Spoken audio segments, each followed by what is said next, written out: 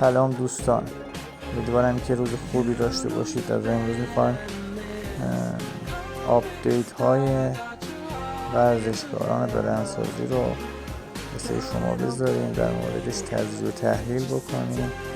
برای روز اول رفتیم سراغ مایک سامرفیلد.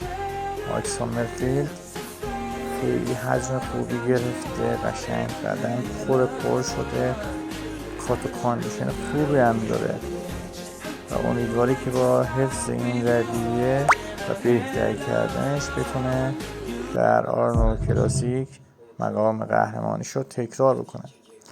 میریم سراغ آپدیت بعدی، سامسون دادا هم حجم خیلی خوبی گرفته بچه ها، کات خیلی خوبی داره.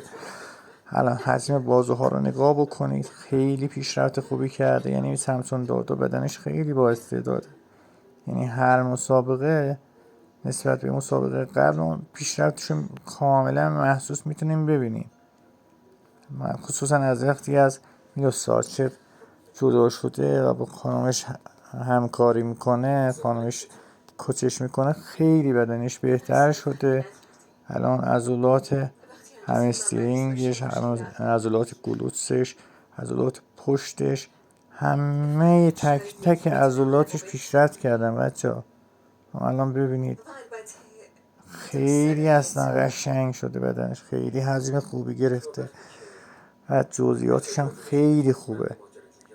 تا الان 5-6 هفته مونده به آرنولد کلاسیک، جزئیات خیلی عالی داره. امیدواره که بعد رونی کولمن اولین ورزشکاری باشه که تونسته در 1 سال هم مستر المپیا بشه و هم سعیشو داره میکنه که بتونه آرنولد کلاسیک رو ببره و فکر میکنم بتونه موفق بشه.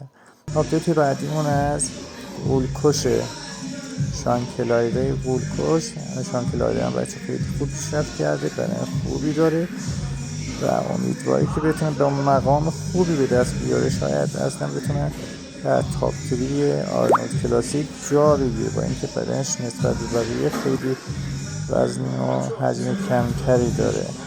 امیدوارم که از برنامه امروزمون خوشتون بیاد. لطفا ما رو حمایت بکنید. متشکرم.